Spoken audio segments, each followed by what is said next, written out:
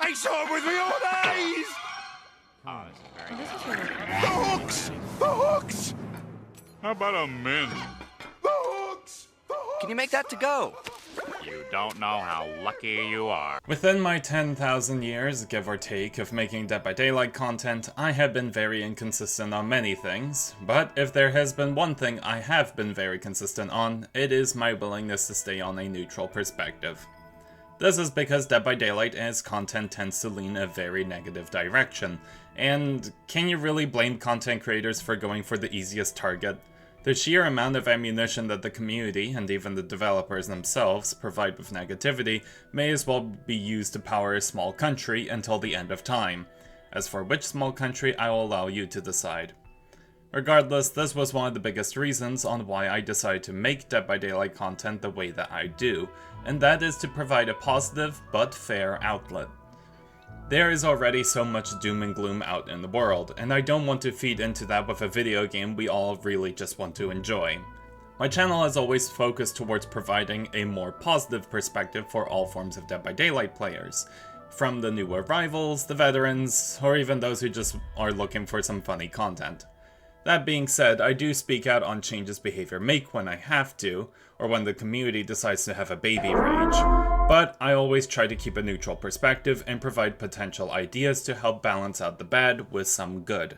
This has been seen several times throughout my many different videos, from me discussing the perks and why no one uses, the history of killers and chapters with re-examining the rework and legacy of a chapter, and of course with exploring new designs with the great, the terrible, and the unique.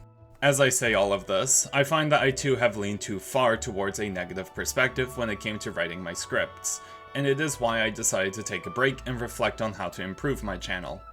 When I look towards my videos, I found that my perspective on DBD is fairly unique from other players, and although I do my best to explain certain topics, like perk subclasses, there is still some confusion.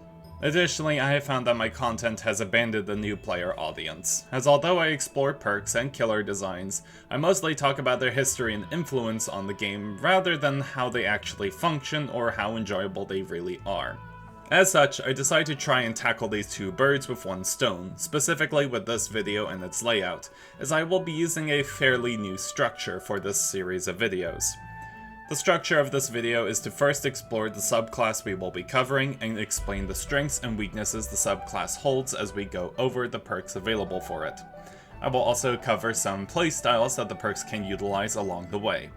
I will then finish the video with ranking the perk subclass with 4 specific categories, talk about several build paths they can be utilized in, and then cover how behavior could update the subclass to be better maintained. If you have been on my channel for some time, you may know I did experiment with this ranking system in Legacy of a Chapter, but it was quickly dropped because it's incredibly difficult to rank the older chapters due to their historical influence over the game. To refresh everyone's memories, the categories are Strength, Consistency, Versatility, and Player Difficulty. Now that we have finished with housekeeping and made a world record on the longest introduction to ever exist, let's finally get into the video's topic. So, Scourge Hooks. What on earth are they? Well, that is fairly simple, as unlike other perk types, this subclass of perks has its logo plastered all over their names, which makes talking about them a lot easier. Going over a bit of history, behavior have made unique hooks in Dead by Daylight before, specifically through in-game events, and of course, with the basement hooks. Scourge Hooks realistically have been in the game ever since its early years, but only as a concept rather than as an actual system. But it would all change with the release of Hellraiser, which introduced our first ever official Scourge Hook into the game. Scourge Hook Gift of Pain, oh I'm sorry I meant to say Scourge Hook Weeping Wounds, is our first Scourge Hook with the following effect. At the start of the trial, 4 random hooks are converted into Scourge Hooks, which are revealed with a white aura. Scourge Hook Weeping Wounds activates whenever a survivor is unhooked from a Scourge Hook, applying onto them hemorrhage and mangled for 90 seconds. If that survivor were to be healed for the first time, their repair and healing speeds are reduced by 16% until injured again. The 4 random hooks being converted into Scourge Hooks is a property that is shared with every Scourge Hook in the game, so to save time I will stop mentioning it, but you can still read it in the effect text on the screen. Also, I will be saying this immediately for any new players, it is only 4 hooks maximum that are converted into Scourge Hooks, no matter how many Scourge Hook perks you bring into the game. There are a few Scourge Hook perks that break that rule, but we will talk about those later on in the video. Getting back on track, Scourge Hook Weeping Wounds does show off the core identity of Scourge Hooks quite nicely, that being that you fetch certain benefits depending on if you utilize these unique hooks. The keyword being if. One of the biggest issues Scourge Hooks have faced ever since its inception is the fact that you need to play around with the RNG factor of the perks, because only 4 of the hooks on the map are converted into Scourge Hooks. This means that it could be 4 hooks that are always near you when you fetch it down, or 4 hooks that spawn on the literal corners of the globe. Luckily, Scourge Hooks recover from this flaw by having 2 really strong elements, these being its anonymity and its consistent effects. Scourge Hooks, although they love being flashy with unique effects and being highlighted in white for the killer side, are extremely shy for survivors. There is no visual cue for survivors of when a Scourge Hook is being activated, and when it does, it tends to be very quiet, with the exception of one, but we will talk about that one soon. Additionally, there is no visual difference between a normal hook or a Scourge Hook for survivors, unless they are running Saboteur, but I'll let you in on a secret. No one's running Saboteur in the trenches of solo queue. Except for maybe me. Going back to Weeping Wounds though, the effect is overall good. Being able to reduce healing speeds upon unhook helps to reduce the power of healing perks, and with Hemorrhage being here too, it means that you can remove progress from the heal if you disrupt it. Funnily enough, Weeping Wounds has become a popular tech choice in the modern day because of how strong healing under hook has become, with perks like Will Make It and Resurgence becoming popular choices. This is because it helps to delay the heal, but more importantly, because now their greed will be punished with a repair and heal penalty until injured once again. There is also a combo potential with Leverage, but I'm not going to be talking about Leverage. Mostly because I am working on a Why No One Uses video for Skull Merchant's perks already, and realistically even I have a limit on how much I can talk about the French maid and her feather duster of a power. Overall, Weeping Wounds is a good example of showing what a Scourge Hook can be. A perk with a useful but quiet effect, hindered by the RNG of hook spawns, and of course having a fairly stupid name. But hey, it could have been worse. Look at what they renamed Deadlock to. Who on earth would say something like this? English majors who simp over William Shakespeare? Moving on, we have the second Scourge Hook to arrive, quite literally 1 chapter later, that being Scourge Hook Pain Resonance, a perk belonging to the artist. Do I really have to say what this perk does?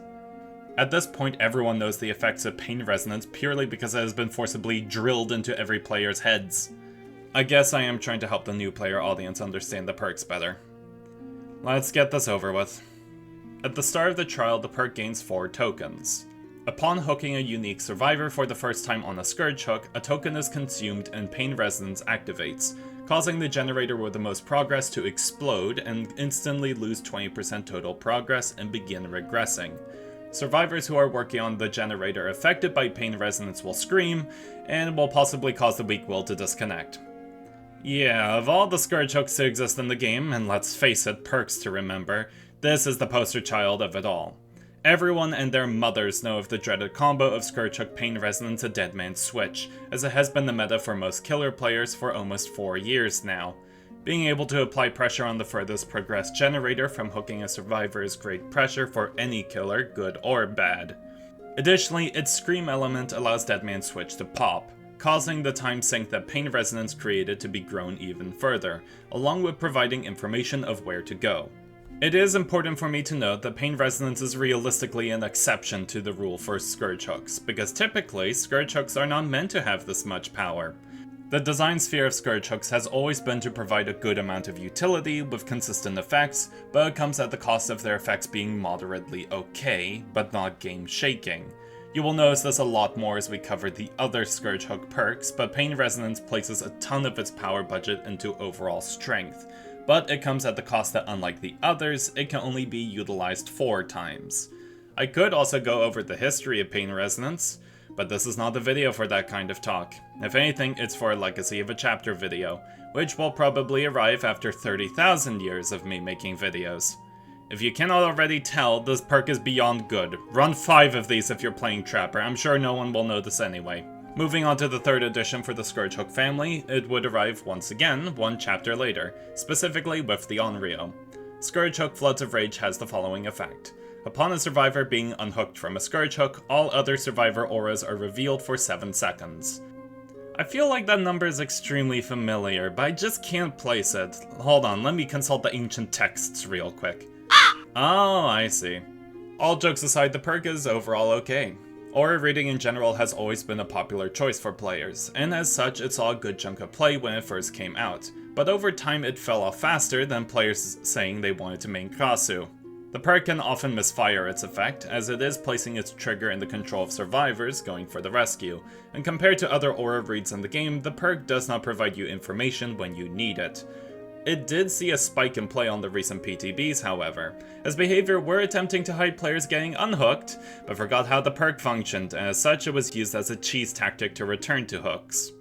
There was another Scourge Hook that was used for this strategy, but we will go over that one soon enough. All this being said, Scourge Hook Floods of Rage is not exceptionally bad. We aren't talking about Beasts of Prey over here. Instead, it is simply more clunky to utilize compared to the previous two. If you are willing to stick with its more goofy nature, however, you will find great satisfaction from when you get the aura read at the perfect moment.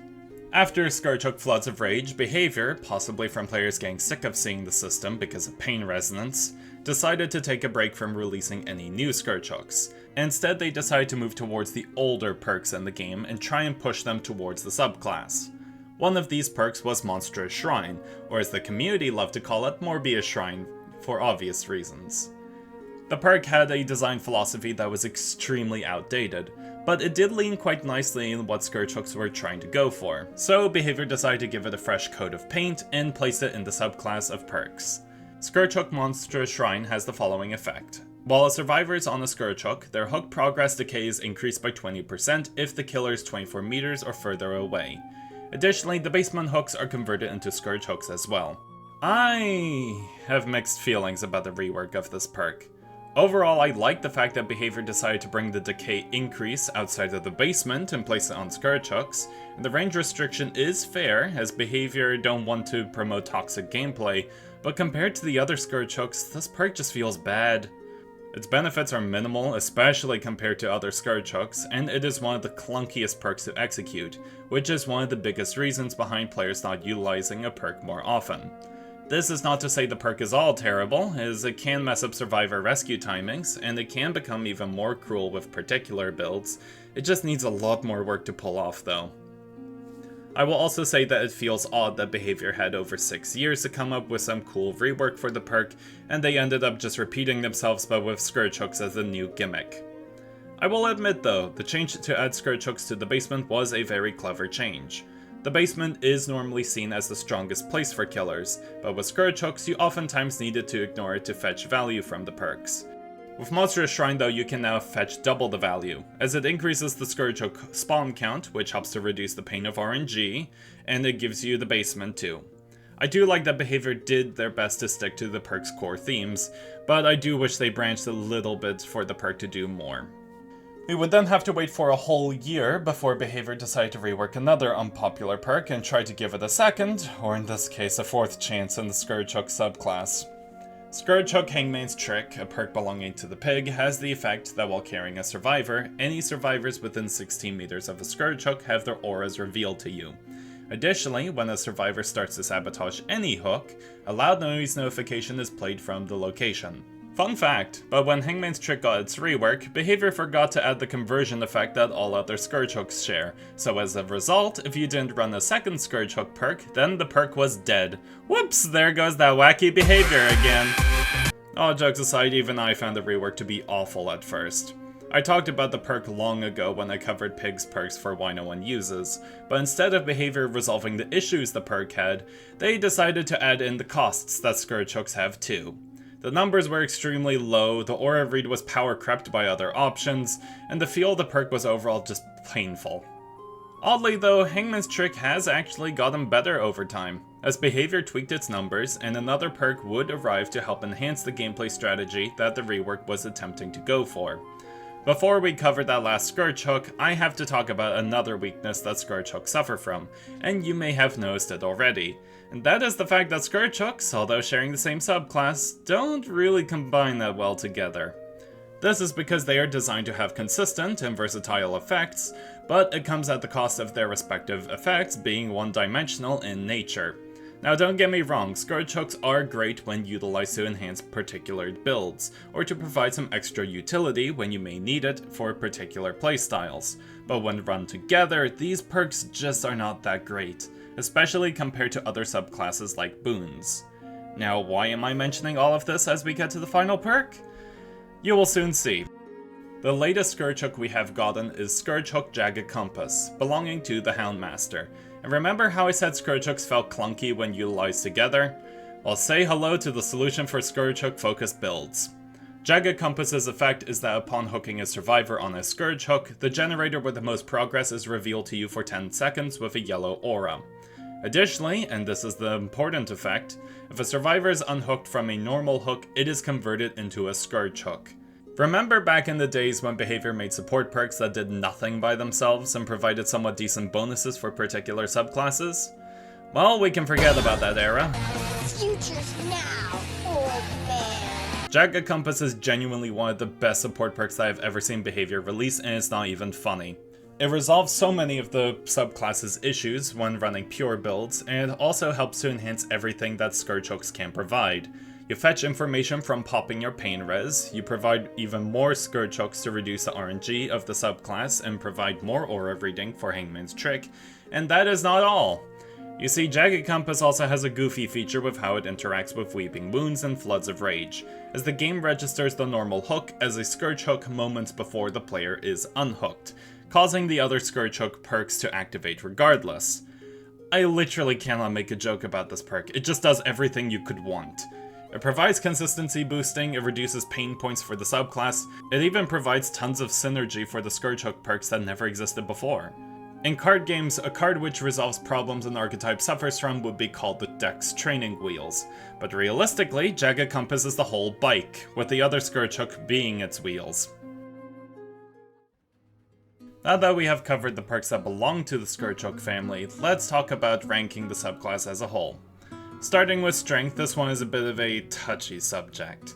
With the exception of Pain Resonance, all of the other Scourge Hooks tend to have very lovely effects in a controlled environment, but in execution they can oftentimes fall apart. Floods of Rage can misfire its aura read as it places its control in the hooked player getting rescued. Monstrous Shrine requires a very specific strategy that can easily fumble if not properly utilized, and Hangman's Trick is a thing. These perks can have the potential to do some good damage when they do go off, but Scourge Hooks tend to be perks that enhance other stuff, rather than being the perks that win you the game. I feel very confident with giving this a 2. When it comes to the subclass's consistency, this one is honestly not too bad. The perks all have activation requirements that are as easy as drinking water, as every killer in the game has to hook a survivor, or else face the wrath of the dreaded Entity Hunger screen. The difficulty here is really in placing the survivors on the Scourge Hook, and although it can be hindered by the RNG spawns, Jagged Compass and Monstrous Shrine help to reduce those pain points. Realistically, you are going to be getting Scourge Hooks to pop multiple times a match, with the odd exception here or there, so I'm willing to give this at least a 3, but if your luck is not absolutely terrible, it can be bumped up to a 4. Next we have versatility, and similar to consistency, this one is going to be another high rank. Scourge Hooks by themselves tend to be very one-dimensional in nature, but we are looking at the subclass as a whole, and what we have on the table is honestly very diverse. We have aura reading, gen regression, healing and repair slowdowns, and even more funkier options like unique intel gathering and manipulation of hook state durations. Very few subclasses can compare to how many options are on the table for Scourge Hooks, and as a result, they can be run in many different builds, either to enhance a particular playstyle, provide a new form of play, or to provide a unique option for a build that needs the added utility. This also comes with the addition of Jagged Compass, finally allowing a pure build for Scourge Hooks to appear within the game. Granted, it's not the strongest build option for killer players, but it is a good stepping stone for something far greater. This is an easy 4 for me. Lastly, we have player difficulty, and I don't think anyone is going to be surprised by me giving this a 2. Scourge Hooks are quite literally special thing happens because of special hook, but there are some complexities that make me raise its difficulty level. Hangman's Trick can easily be utilized for some unique intel gathering, with Jagged Compass as a combo tool, and Monstrous Shrine, although subpar, does still provide a very different gameplay strategy. The other perks are also very simple in their nature, but they too can have some complex moments in how you utilize them, such as Floods of Rage's Aura Read and Weeping Wound's ability to disrupt heals. That being said, these are very small moments that require a bit more from the player to fully execute, but they are not as demanding as other perks in the game. Speaking about other perks, here are some build paths you can utilize. The first set of builds are focused on intel gathering, the first build in particular utilizing the Floods of Rage and Jagged Compass combo I have mentioned several times now. More importantly, I included Pop Goes the Weasel into the build to provide some good gen defense, and make your choice as you do see the Rescuer's aura and can know where they are going to secure the one-shot.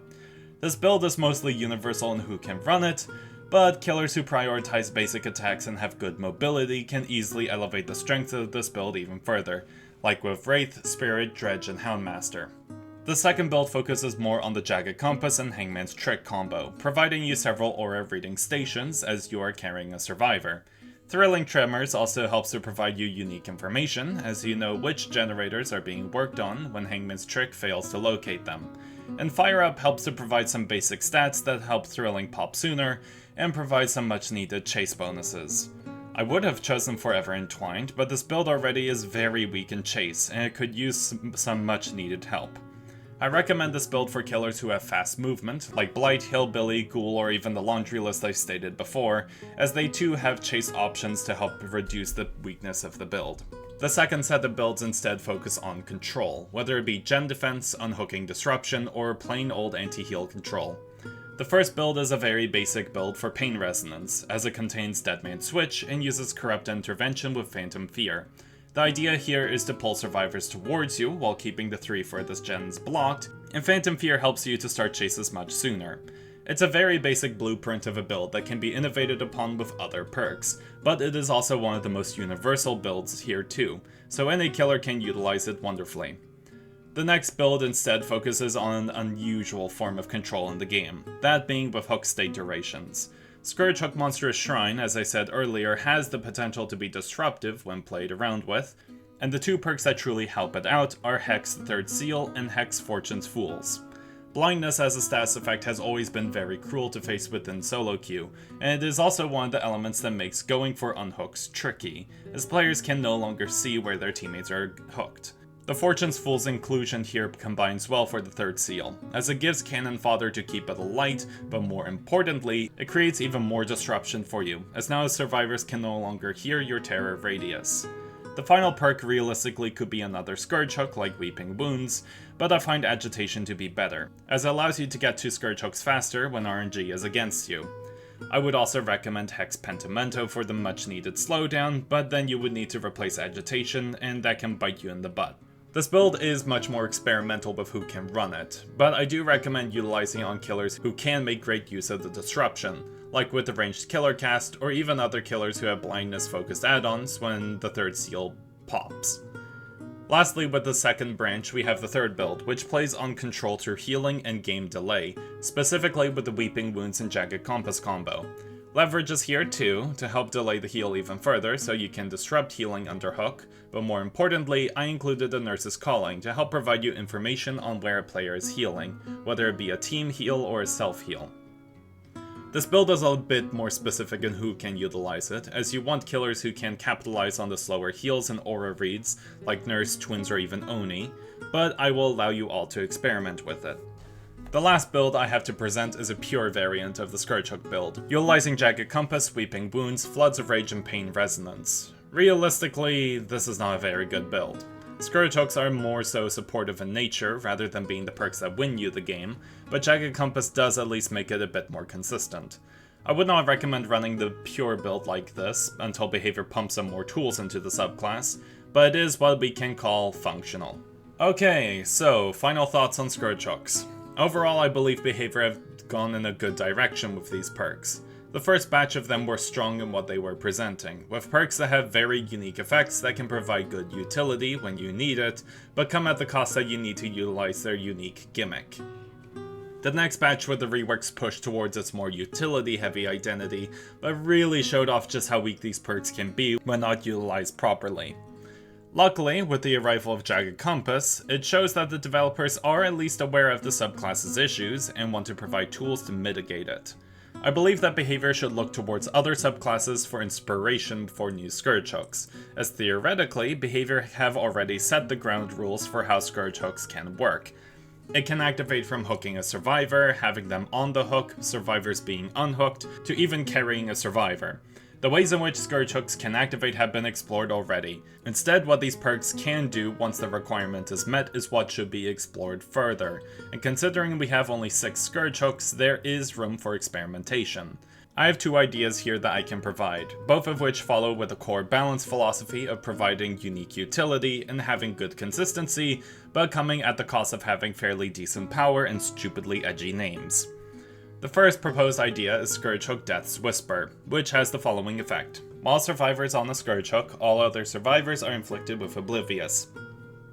This effect persists for 20 seconds after the survivor is unhooked. Long story short, it's a perk that provides you some stealth options when you walk away from the hook and punishes survivors for leaving their teammates on the hook, as it extends that timer for stealth plays. The extended duration is to provide some consistency boosting for the perk and provided some extra time, as unlike other stealth related perks in the game, Death's Whisper's base duration is dependent on how long the survivor stays on the hook. The extra time just helps the perk out. The second idea for bolstering the Scourge Hook family is Scourge Hook Kleptomania, which has the following effect.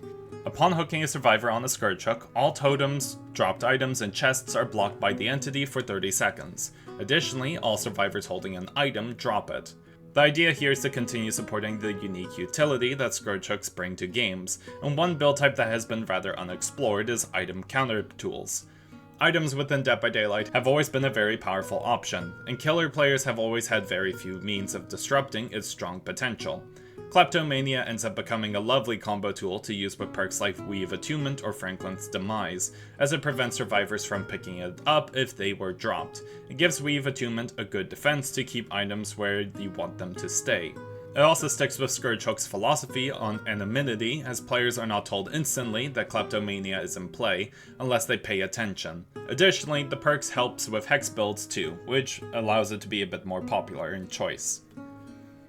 These 2 are just throwaway ideas for behavior to try out for Scourge Hooks, but realistically there are many more things I believe behavior can do with Scourge Hooks and their active effects. Regardless, this is all I have to say. I want to thank you all for watching, and if you enjoyed this video, I would love to hear what you have to say in the comments.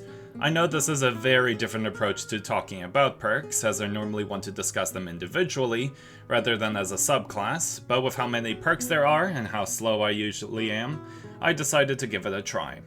More importantly though, there are just some perks that have core issues built into them because of which subclass they are a part of, rather than just their own individual traits. And want to better explain that and provide my own thought process when it comes to talking about perk design. Do trust that I will be making more videos like this, and I will be providing them as good reference material when I do talk about the individual perks and why no one uses them. With all that said and done, I wish you all the best of luck in your trials, everyone. You will all need it, especially as we reach the end of 2025.